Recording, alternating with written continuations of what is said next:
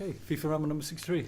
Number 63. This week we are sponsored proudly by Gary's Bug Exterminator. Gary's Bug Service. Bug Exterminator. If you've got bugs in your rugs, call Gary. Call Gary. Hello, I'm Bill Pip. Do you own a house? Then you must own a floor.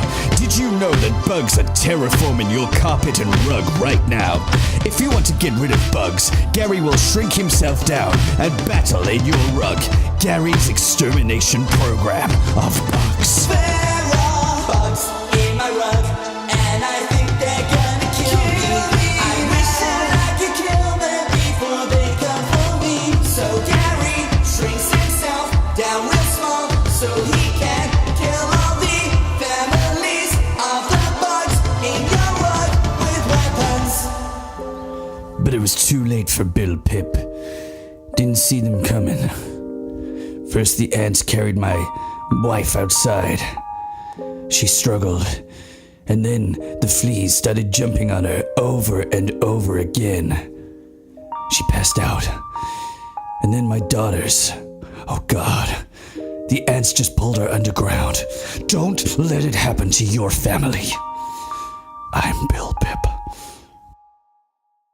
Want to talk some football? Yeah, let's talk some football. Let's talk some Should we football. start I've got with some other Spurs? stuff to throw in. Should we throw? Do you want to do that? Yeah, let's start with some I thought Spurs. Spurs were tactically astute. The one thing that everyone's like, Chelsea fans are up in arms. That's the They are. first. It's first. They legitimately lost, right? First and lost. They got like, hammered. they had an off day. Back off. And, Yeah, it's too early for scapegoats, and we'll go into the scapegoat mentality a bit later on because I've got other examples of this nonsense. Yeah, nonsense. there's been a few of them. Nonsense. Blame someone. We need a head You on a need plate. blame, yeah. We need blood. XG is calculating where a player has to be to score a higher percentage of the time. I mean, it's not for me. I already know what yeah, XG is. you obviously already know. Yeah. You know, we've talked about it before. Talked about it in the grazing shed. Mm. But yeah, that's essentially it. It's where a player has to be to score the highest percentage of goals based on goals previously. Jose Mourinho has annoyed me beyond belief this week. The last few weeks. And we were always for Jose. Yeah, we were. But the last few weeks, he's annoyed me beyond belief because he's turned everything into this. It's them against me. Yeah. Yeah, obviously but now it's got to the point where you just go, right, okay, as a Man United fan, I'm not saying we have to be winning. That's not what I'm saying, because I've been spoiled as a Man United fan. But the fact is, based on last season, teams are scoring an expected, on average, half a goal more per game against us than last year. So it's gone up on XG terms from about a 1 to 1.5 that they'll score against us. I think you're being a bit too harsh on Our expected Mourinho goals scored has because- gone down. It's the worst start to a season in 28 years. Yeah. One better than Moyes, but look, I think it's too harsh on Mourinho, especially after we've spoken in great depth about the mental strength to come through something like that, and he is just showing a bit too much of the pressure. And we saw it. But I think there's an element of calculation in this now. Because, obviously. Yeah, but it's mind games. To the it's point all to the point. It's all psychological. Yeah, but it's almost like mind games against us as Man United fans. That's the thing now. Because he's basically, after last night in the Champions League, when they won, and it was a last-minute Fellaini, and it was like, oh, this could be a great moment, brilliant. And what does he do What does he do though in the post-match interview? Okay, he says, I've qualified from every Champions League group I've ever managed in. Okay. Except the year I wasn't in it when I won the Europa League. It's like, it's not about you. Guess what I'm doing You're here? playing boring football. Guess what I'm doing? White Rabbit. I am playing devil's advocate. This is the international sign language sign for devil. Okay. So I'm playing the language of the devil right now. Yeah, okay. With you, with Mourinho. Yeah. Okay, let's see this. Let's step back a little bit and see this for what it actually is. So the tactics set up from him last night, right? Yeah. Yeah. Got to a stage where it was like, why didn't you start Sanchez? Starting like a massive debate of him just turning up this, that, and the other. And why are you not starting your best players, this, that, and the other? His choice, his way of being, kept a clean sheet. His player, Fellaini is his player to utilise in that factor, come through for him. So the tactics, no matter how awful and long ball and terrible to watch they are, it got the job done. Take a step back, again another step back, 2 step back. We're taking 2 steps back. Take another, just as the last step back. 2 steps there. He is just qualified for the last 16 of the Champions League. Yeah. Let us think in for just a sec. Yeah, no, he needs to use and utilise what he's got, and I think Mourinho's doing that, and I think it's highly impressive to get through to the last 16. And no one's actually said how great a feat that is because of this against you mentality. It's like he's really put it on now. Like, okay, well, if you're going to come at me like the Newcastle game and you come after me, well, this is it. You've just declared like an actual. But you know what my problem with this is that it doesn't benefit you. Yeah, fine. Okay, he's playing this game. Comes ego. But but he's qualified for the last 16 in the Champions League, playing boring football. Yeah, but you're there. Awful. You're missing the point. No, but you're missing the point. No, it's not. We out of 11 home games played this season, we've won 4 of them. All right, people, that's. Comment on this if you've got a decision, because I can't settle this without a punch up. No, there's 4 out of we've won 4 home games out of 11 played. I think people should be appreciating what is actually happening there. I think with that depleted squad, they look terrified. That squad, I've never seen them so under pressure. And another thing which I really hate, such high levels of expectation which is on Marcus Rashford right now. Right, he is performing for his age. He's performing very well to a very high standard. He's a great player. And even if he missed a few chances last night and whatever else, he's still getting better as time goes on. Superb. But you can see it. We can see a perfect example transition of this when he plays for England. The Man United players at the minute look as though they're players who stay home with their parents and they're bored, or they stay home with their partners and they're bored, and then once a week. Once every 2 months, they get to go away with their mates to Malaga. That's the difference between the Man United squad and the England squad at the minute. The England squad is a week in Malaga with your mates, and the Man United squad is home alone at 16 with your mum and dad doing nothing because you've got no friends. The quite a picture you've painted. Yeah, the atmosphere difference is remarkable. Is that Mitchell Lewis-Gad? Congratulations, you're live on the FIFA Ramble. Congratulations, this is 63, you're actually live. You're live right now. That's amazing, 63 as well. 63. What a nice round figure to be live on. I know, it's beautiful. We just got one question, Mitchell Lewis-Gad. Go on. Who's your shout out for this week? Who's the shout out? Yeah, who's your shout out?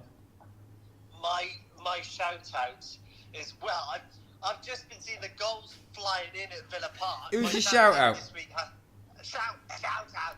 My shout out this week is going to go to Norwich again. No, shout out to Norwich.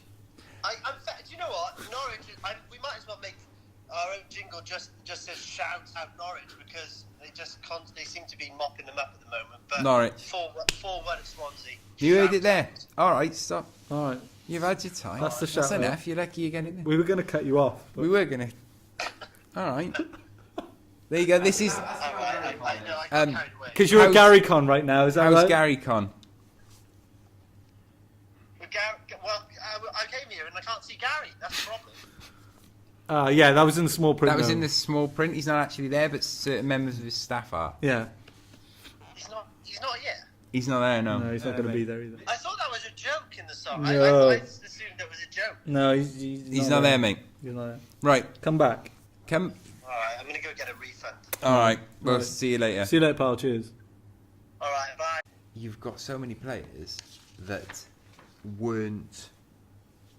aren't being utilised properly by Jose Mourinho and by those tactics. You've got Paul Pogba, you've got Alexis Sanchez, you've got Rashford, you've got Martial, you've got Herrera to a lesser extent, who should be in the starting 11.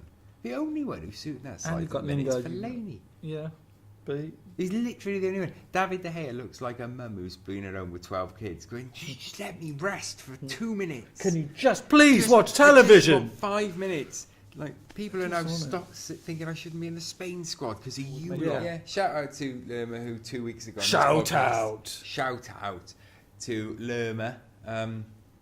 Because because I said a few weeks ago that he was one of the best players in the Bournemouth squad. You rocketed that And in. he did that, yeah. He got you sent can- off as well after I did that. Since I praised him live on air, he's got sent off and he scored that own goal.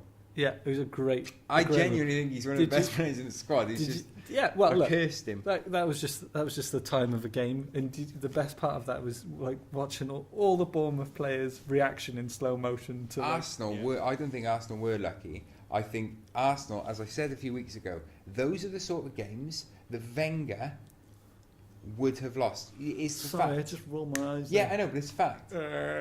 Arsenal, you How don't. you can't be fact? No, because every There's time. no way that can be fact. Right. That's a Every ridiculous time thing I to say say. this, you go into I go Arsenal into fan TV mode. yeah Because no, at the end of the day, Oh, you, if that was there. you were a soft-bellied side. That's the fact.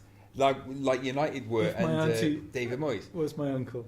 Yeah, well, you were getting beaten when you shouldn't have been getting beaten by sides that shouldn't have been beating you under Wenger. And what I'm saying is, it's because Wenger stopped coaching the players Okay. and became a manager.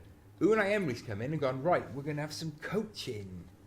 Who's got some coaching in you today, boys? yeah. And they flourished under it. Do some coaching. What? And then we're in gonna, turn- I'm going to push you a little bit, Yeah. and you're going to respond. But because of their reaction to it, and here's my little boomerang bit, which you would never let me get to, because of the coaching, that now swings back to how good Arsene Wenger was as a manager, putting that squad of players together. He just couldn't get the best out of them as a coach. But he knew how good they were, and now a coach has come in and got the best out of them. And that should be, Wenger should be praised for that, because people criticise that squad a lot. They're a damn good squad. Okay, I've got two little things to add into this, and we'll Yeah. just close this off. Leno, very good. Yeah. Yeah. solid. Saying from week one, didn't we? We said right from week one that the minute they got rid of Czech and brought in Bernd Leno, they would improve. That's the one And thing. it's hugely improved. Arsenal considered one of the best attacking forces in the league. Yeah. Okay. Yeah, I would say so. We'll forget this in time. So yeah, that's that. Good close up. So yeah, that's that. Great one. Yeah, good one, Brave. I had the last word. Needless to say, Should we cut Fulham? Maybe do a little bit of Fulham, and then at the start, and then we can just move on to like Scudamore and whatever else. okay. All right. Go on then. So yeah, Fulham. Can I stop you there? I just want to say that there are chocolate oranges available at McCall's tomorrow. It's like a Yeah. two for I'm waiting one. for them to come back. It's In. 2 for 150. Yeah. And there's only minimal damage on the boxes, Oh, okay. but they're available at McCall's. Chocolate oranges Tomorrow. tomorrow. Okay. Yeah, Fulham got their first win, didn't they? Yeah, Mitrovic was back in amongst it. No one scored more goals He in the was Premier lovely. League this season than Mitrovic. The only person who has is Sergio Aguero. You love that, don't you? Yeah, Mitrovic, man. It's like, do you know who is? It's like Rafa Benitez, and has just. I mean, look, it might just- be that he just couldn't get the best out of him as a player, but he must see. I know Fulham have they're looking But look, dodgy. if it doesn't fit, it doesn't fit. At a certain I was place. thinking if this and team can click Mitrovic now- would not be the player he is today without those negative things.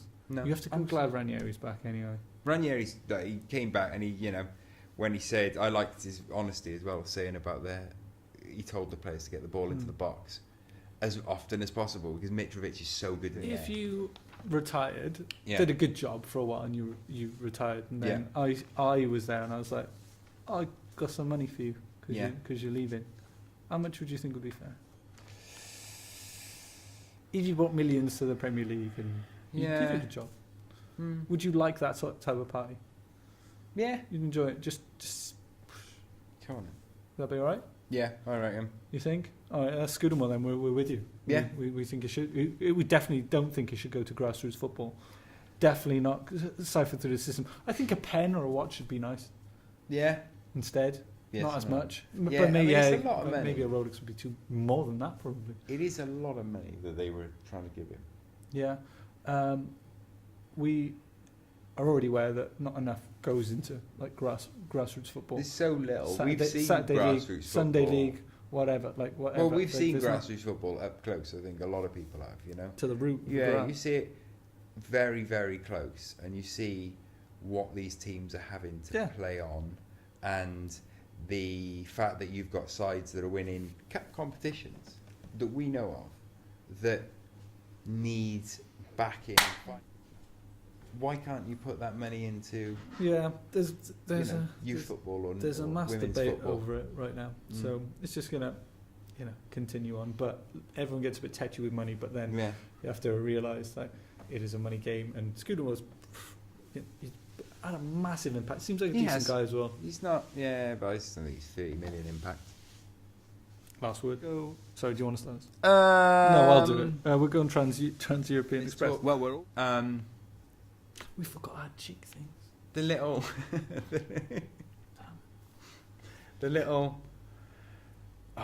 the red marks that all the players are wearing, from a standpoint of seeing widely respected players. Some people could see there was a little bit of... Some people were sort of saying that they were using it as just a marketing ploy. Which sort of is, but then also to see players of that level and that caliber, and the whole league agreeing, and them going and they're smearing red paint on their face in a stand against the violence domestic. Every official, every player wore a red mark on their cheek this weekend, and you just think, okay, yes, it's a marketing ploy, but imagine the power of that. The power That's of the that impact that can make. Another one is Juventus. Mario Mandzukic. I think I love him. Do you think? I think I'm in love. More than Glenn Murray. Yes. No, I do like Glenn Murray, but Mario Mandzukic. Mandzukic has proved. He's taken stepped up. Well, he's taken the Benzema role, in the, and it would be his job to open that space, and he was amazing at it. And there were stories at the start of Ronaldo at Juventus that he wasn't getting that same kind of relationship going with the players from Croatia. So they've actually stayed behind together and trained on their own during the international breaks, and they've developed this amazing partnership. A bond, if you will. It's very interesting to watch because neither developing of them that relationship. It makes me wonder, how I know that that Allegri realised that he had to make room for Ronaldo coming in, so Higuain was the one who had to leave. Makes sense. But recoup your money. It makes me wonder what Higuain would... You make that move because you've got Dybala. Yeah, well, this is the thing. You've got Dybala, you've got Cuadrado, you've got, further back you've got Pjanic, but you've got Mandzukic, Ronaldo as well on the bench. All of those players, and you think, how could they ever possibly have fit a centre forward in there? They could barely fit Paulo Dybala in there. But that's the happenings of Juve. But especially Pjanic and Bentancur as well, and players like Daniele Rugani. What an pathetic shambles the Copa Libertadores was. I would say that is. Imagine driving a bus that's covered in Boca stickers down the main street where the River Plate fans are drinking. Can you imagine? I mean, all right. I mean, look, for those who didn't see, and then motorbikes around it. There's going to be no disruption there. A motorbike can help out a weary crowd, can't it? Just for those who may not be aware, the Copa Libertadores was between Boca Juniors and River Plate, who are homemade tear gas and tear gassed the River players last season, and now the River players have done it to Boca. Chutney, it's just homemade bread. Share it, enjoy it, embrace it. That's all I'm saying. Is how if you explain to someone who didn't like football, if you say how many tear gas episodes do you reckon they're going to be in football, they'd probably go tear gas. Well, none. And they're like, well, actually, there's been 2 in the last year. Do you think those players actually? A few of them actually get on with each other as well. Maybe Carlos Tevez said that no one came to see him. None of the River players went to the dressing room to see how they were. They knew what had happened, but he said none of them have come. None bothered. No, and he said FIFA and the CONMEBOL, I think this federation that looks after that area. He said they're both forcing us to play this game. It's now going to be played on December the 8th or 9th. So stupid. 8th or 9th, and it's not going to be in Argentina. It's ridiculous. They're taking it out of the country. I'd say it's too far, would you? I don't know. I can kind of see it. They tear gas the play. I've got a hatred for the casualness of any sort of gambling when it's brought up, checking in with our friends at whoever just now on a radio, for example, and then there's just a casual thing. Could be in the morning, afternoon, evening. It always happens, and it's just standardized it. It's trying to normalize something which is really not normal and it's really not healthy. Yeah. And the fact is, you can't justify this by saying when the fun stops. It's the whole drinking thing of like when you've had too much. Like it just with gambling and drinking, I just think there should be more done, especially with gambling. Yes, that's impactful, and it's not only on the radio. This happens. Not the only ones who've got blood on their hands. It's constant. The constant adverts, and there's a big hubbub about the kits as well. But I'm just talking about like that also adds to it. But it's just the normalising. I think has got no place in this, given such a bad message to kids. So I understand places need funding. I totally get that, but there's hopefully got to be a better way, because this just isn't good enough. No. Do you know what? I think that's a good place to end. Okay. Okay. Should we do that? You. Quick cut.